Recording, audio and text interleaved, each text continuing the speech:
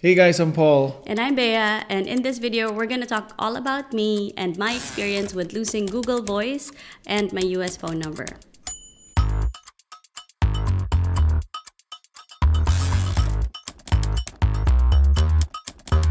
So as you know, Paul and I moved from California to Spain in 2022. However, we kept our credit cards and our virtual mailbox in the US because we still have a business there and because we also have family ties to the US.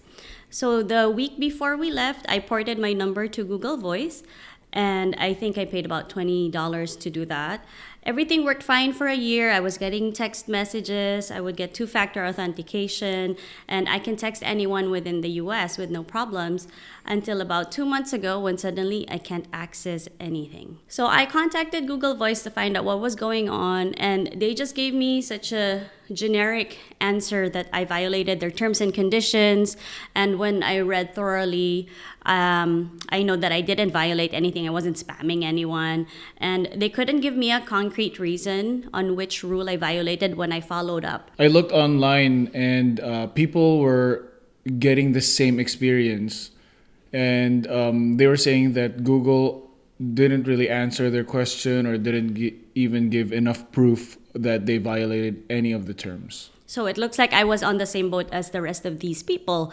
And it was such a hassle because whenever I had to purchase something online with my credit card, I had to give a two-factor authentication. I couldn't do that anymore. I couldn't receive any texts. So it was kind of becoming a little cumbersome.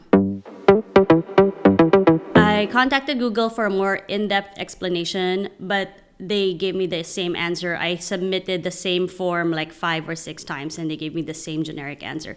So I filed a complaint with the FCC so that they could start a real conversation with somebody between me and Google Voice.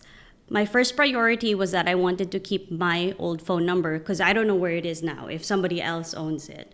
So I wanted to make sure that I could retain that even if I can't use Google Voice anymore. In the meantime, it's been almost a month with no access to my US phone number, so I had to look for other ways so that I could get a US phone number. And the one that I found was through Skype. But then you only took the monthly. Yeah, it was €7 monthly, so it was kind of expensive. And that only gives me the US phone number so that people can reach me, so they can text me and call me. If I wanted to call someone, I had to buy credit so that I can make that call. So it was €7 plus whatever, how much more it would be to make that call to the US. It kind of still was limiting. Can you text back? I have to pay. Yeah, so I have to buy credits to pay.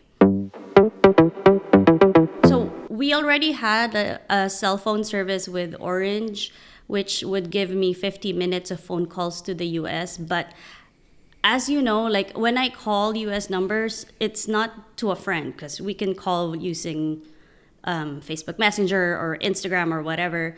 But usually when I call US numbers, it's because I'm calling a bank or customer service or like an airline company, and those calls take at least like 30 to 45 minutes each time.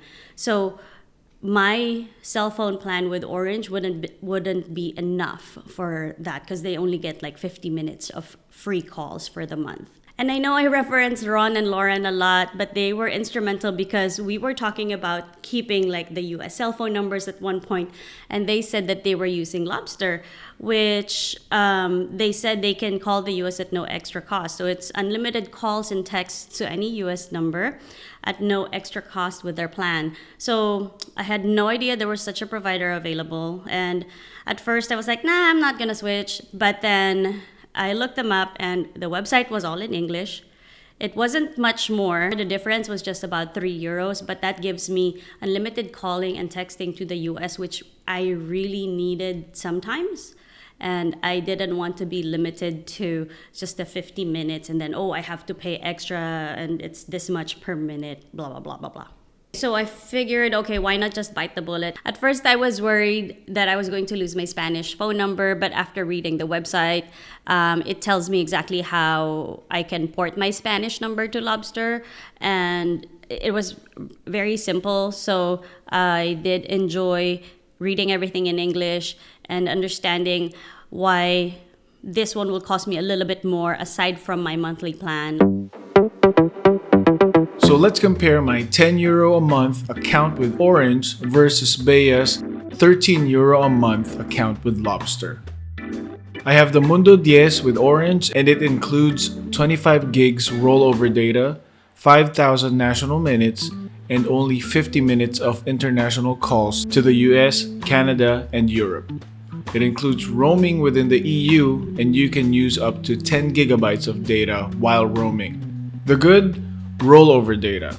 Sometimes they have promos where if you top up your SIM with €10, you get 10% more. The cons? Texting was 13 cents each.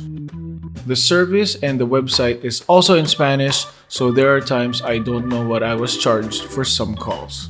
I remember calling to ask what this charge was for in my broken Spanish.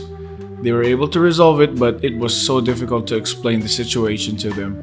I also had to manually top up the account once in a while with enough credits. With Bea's small plan with Lobster, she gets 25 gigabytes, unlimited calls, and texts in Spain and to the US, UK, and the EU.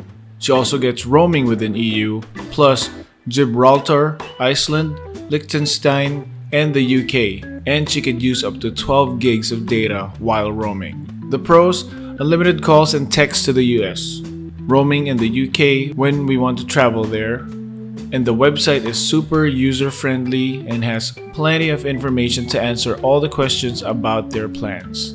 She set up the account to auto-renew so she doesn't have to worry about topping up the plan every 4 weeks.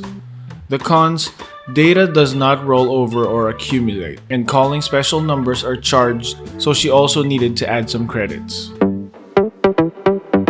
So does Skype really work? Do I really get texts from Skype now? Yes, I've tried it with my credit card and I get two-factor authentication again. What was buggy with Skype though was I was also getting spam calls and texts, and I forget that if I shouldn't put that I am online because then other Skype users can see that I'm online. So it was just such an antiquated service that I haven't used in so long. But yeah. Yes, I am getting texts from the US via the Skype phone number, which is a US phone number. And then I have also made a call to United Airlines, the US number, with my Lobster account, and I did not get charged extra for that. So that one was also included. So yes, they do work. You're just gonna have to think about having two services.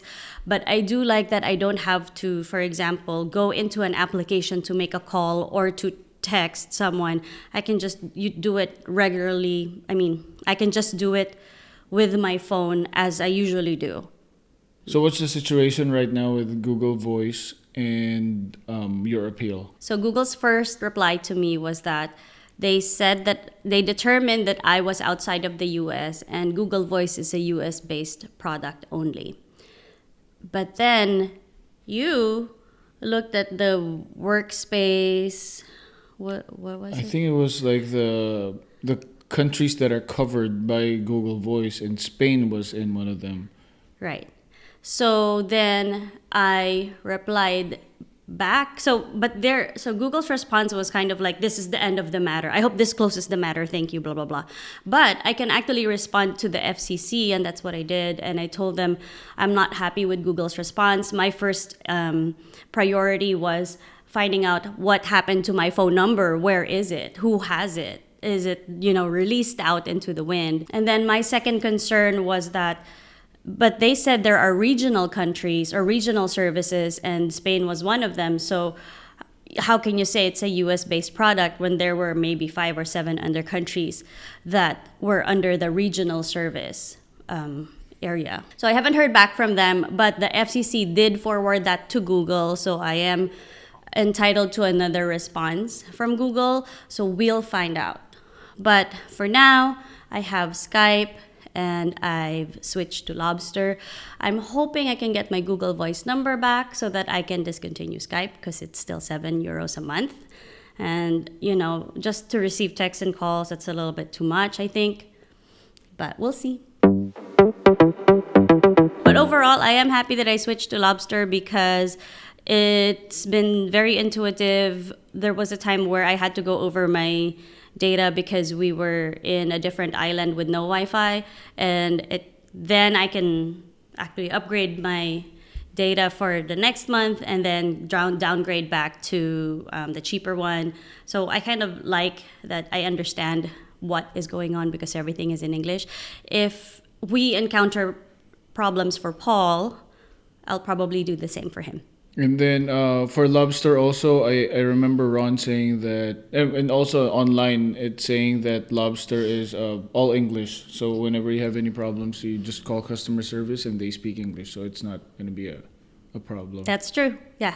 Their website is in English. Their layout is in English. It's been easier to navigate. Right now, we actually have a code for Lobster if you guys want to try that out. I mean, I'm thinking maybe not everybody was able to port their Google Voice number, and maybe you don't have a US number at all. So those were the two things that I did. I opened up an account with Skype, and then I also bought a Lobster SIM card.